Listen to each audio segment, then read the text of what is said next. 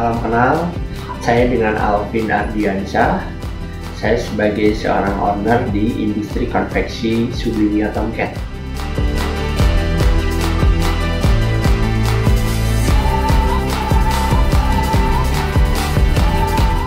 Tomcat itu adalah brand industri yang pertama kali kita garap waktu itu adalah di bidang keripik.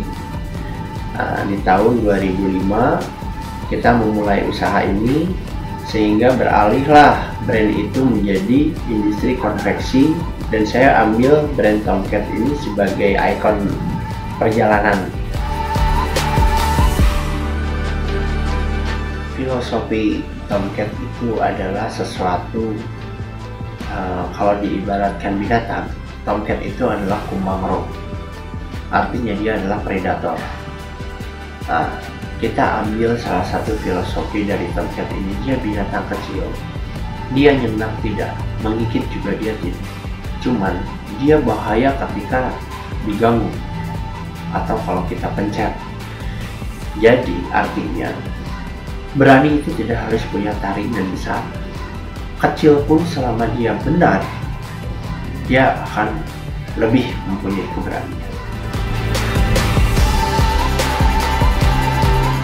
Jadi karena emang kita di sini punya temanya adalah Tomcat sebagai ikon, kita akan dari setiap masing-masing orang di sini semua ada gelar. Ada namanya Pawang Tomcat sebagai customer service, Raja Tomcat sebagai owner, dan tempat produksi kita kasih label dengan nama sarang, artinya sebagai tempat bersarangnya tempat produksi. Dan semua konsumen itu akan kita kasih label, namanya adalah korban Tomcat. Sekarang jumlah karyawan kurang lebih ada 47 orang yang berkarya di sini di masing-masing bagian. Saya perkenalkan untuk masalah visi dan misi ya. Visi kita ini adalah kalau pur jujur ngebantu, itu artinya sesama orang yang di atas kita wajib untuk saling membantu, baik usianya, baik derajatnya, pangkatnya, bisnisnya, atau apapun yang bersifat di atas dari kita semua tim diwajibkan untuk membantu. Kagigir ngaistarapti artinya adalah sesama orang yang sejajar dengan kita, yang sepadan dengan kita, baik dia adalah mitra kerja, dia partner kerja, atau supplier, atau orang yang berbisnis sama seperti kita wajib saling merangkul. Kahandap cekas ngabina itu artinya adalah sesama orang yang di bawah kita, baik pendidikannya, baik finansialnya, ataupun apapun yang sifatnya di bawah, kita harus wajib memberikan dan membantu mereka dengan hal-hal yang bisa kita bantu, walaupun dengan kesederhanaan. Nah, dengan misi seperti apa? Misinya itu adalah konsep menjahit pangarti, yaitu artinya adalah saling menjahit, artinya saling menyulam. Apa yang orang mempunyai pengertian dari banyak hal, kita sama-sama saling melengkapi. Atau dalam arti kata menjahit itu adalah bersinergi. Jahit pangarti, ngajahit pangabisa. Ngajahit pangabisa itu karena setiap orang punya kemampuan yang berbeda. Ada yang bisa A, bisa B, bisa C, semua itu kita kumpulkan di industri ini untuk bisa sama-sama saling melengkapi agar tujuan kita, apa yang dicapai, bisa sampai ke tujuan. Dan arti yang terakhir adalah misi, ngajahit kehidupan. Arti ngajahit kehidupan itu adalah bagaimana di akhir kita ini bisa berkolaborasi dalam hal masalah profit oriented. Jadi ada hal nilai lebih yang bisa kita bawa, yaitu berupa profit.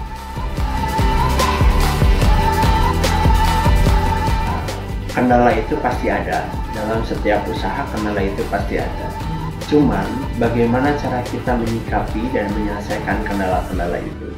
Karena kendala untuk industri seperti kita yang industri UMKM seperti ini, kendala itu adalah sebuah riset alami, karena sebuah keadaan yang harus kita hadapi dengan rasa tanggung jawab dan upaya ingin menyelesaikan, itu akan menjadi sebuah ilmu baru. dulu kita ini sebetulnya bisa dikatakan tanpa modal.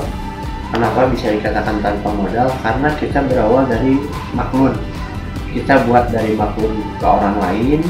Kebetulan orang yang ingin order itu kan pasti dia memberikan DP. Jadi secara tidak langsung kita mendapatkan modal dari orang yang memberikan DP.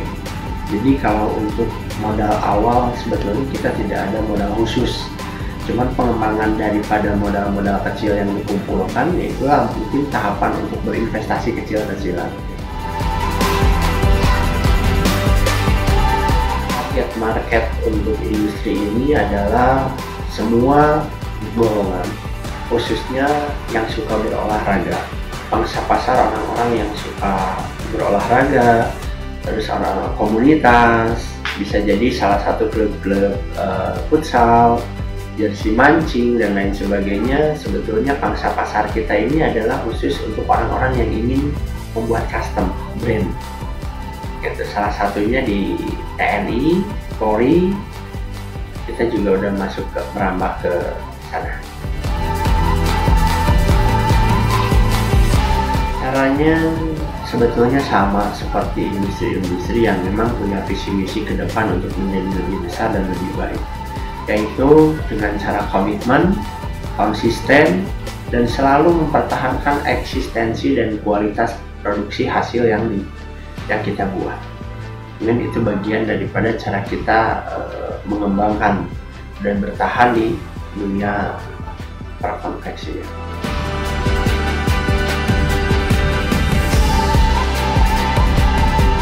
Dampak yang sangat begitu besar sih sebetulnya alhamdulillahnya tidak ada. Cuman ada beberapa ketika PPKM kemarin kita ada sedikit keterbatasan masalah bahan baku. Karena pabrik, produksian dari pabrik udah mulai dibatasi, jadi kita agak sedikit rebutan, stok bahan agak mulai menipis. Kalau untuk permintaan, alhamdulillah ketika pandemi kemarin itu sangat melonjak, bahkan kita sampai 24 jam, karena semua ketika pandemi diwajibkan berolahraga, dan kita membuat baju-baju khusus untuk olahraga, terutamanya di bidang customize. Cara yang paling penting ketika kita bertahan ketika pandemi itu adalah yang pertama, niatkan kita khususnya di industri ini, karena kita ini banyak orang yang menaruh harapan. Jadi kita tidak harus bisa merasakan bagaimana caranya kita amanah dalam hal masalah cuman hanya mengestafetkan rezeki orang-orang yang bekerja ya. Siapa tahu dengan kita ketumpangan rezeki orang-orang yang bekerja, kita juga diberikan kesempatan oleh Allah untuk selalu bertahan. Mungkin itu salah satu yang tidak bisa kita secara logika kita jabarkan. Itu yang pertama. Terus yang keduanya, bisa jadi ketika kita bertahan kemarin ini kita khususkan untuk menggarap di pangsa pasar TNI dan Polri. Karena TNI Polri itu kan emang desain setiap harinya ada acara olahraga, dan hampir seluruh Indonesia ini untuk untuk materi-materi baju-baju customnya itu bisa kita buatkan gitu. Jadi mereka juga bisa menjadi salah satu pasar yang membantu untuk kita selalu eksis. Ketika pandemi kemarin itu kita banyak membuat baju-baju custom, dan kita mulai merambah dunia pangsa pasar marketplace. Kenapa pangsa pasar marketplace yang mau kita rambah? Karena hampir semua orang ketika pandemi dipaksa untuk beraktivitas dalam dunia digital. Jadi kita coba menyentuh pangsa pasar digital, khususnya mungkin dengan cara marketplace. Kita melebarkan pemasaran, karena toko, grosir dan lain sebagainya rata-rata sudah dibatasi, sudah banyak yang tutup bahkan. Makanya kita menjual dengan cara menciptakan produk dan kita memasarkan langsung. Ada salah satunya adalah budaya dari dulu pertama kali kita memulai adalah kita ini selalu membuat tanpa minimum order. Bahkan satu piece pun kita buat dengan senang hati. Kenapa? Kok kita bisa membuat sampai usaha sebesar ini pun kita masih tetap menservis customer dengan tanpa minimum order. Sebetulnya itu adalah bagian daripada kita membangun kepercayaan. Cara kita membangun kepercayaan dengan satu nanti jadi dua jadi tiga jadi empat. Nah, karena tanpa minimum order ini pun saya ketemu dengan orang-orang baru. Bahkan salah satunya orang-orang yang terkenal, orang-orang yang ternama, yang sampai dia mengangkat saya sebagai seorang anak. Itu semua gara-gara hal yang kecil. Jadi pada dasarnya kenapa itu tetap kita jalankan? Karena saya yakin dan saya percaya Tuhan selalu menyembunyikan hal yang besar di balik hal yang kecil dan sederhana.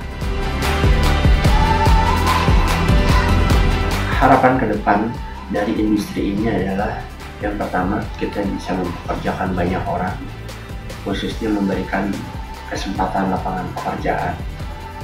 Yang kedua adalah bisa memberikan keberkahan, usaha yang berkah, yang bisa dinikmati, yang bisa dilakukan oleh orang-orang sekeliling. Sukses menurut saya itu adalah sukses itu adalah ketika kita bisa mengalahkan waktu.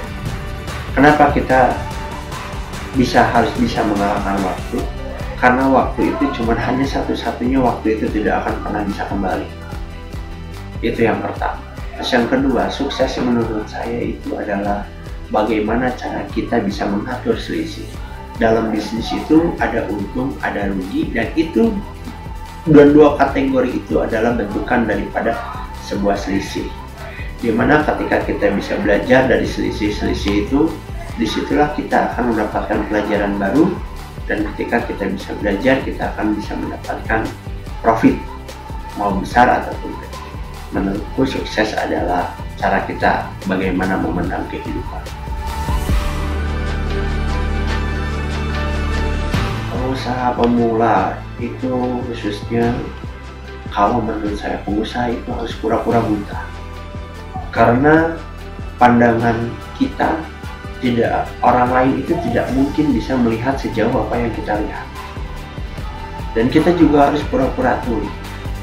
Karena nanti akan banyak obrolan-obrolan dan bicara orang yang masuk ke telinga kita, khususnya yang ingin melemahkan, yang ingin menghambat, yang ingin membuat kita ini jadi tidak bisa memberikan segala sesuatu dengan Allah. Dan yang terakhir, pengusaha itu emang manusia yang didesain untuk selalu kenal orang baru. Kenal dengan orang baru, harus berani bersilaturahmi, kita harus membuka wawasan baru. Dan pengusaha itu intinya harus berani ngeyel. Karena ilmu yang paling termahal daripada seorang usahawan itu adalah pengalaman. Itu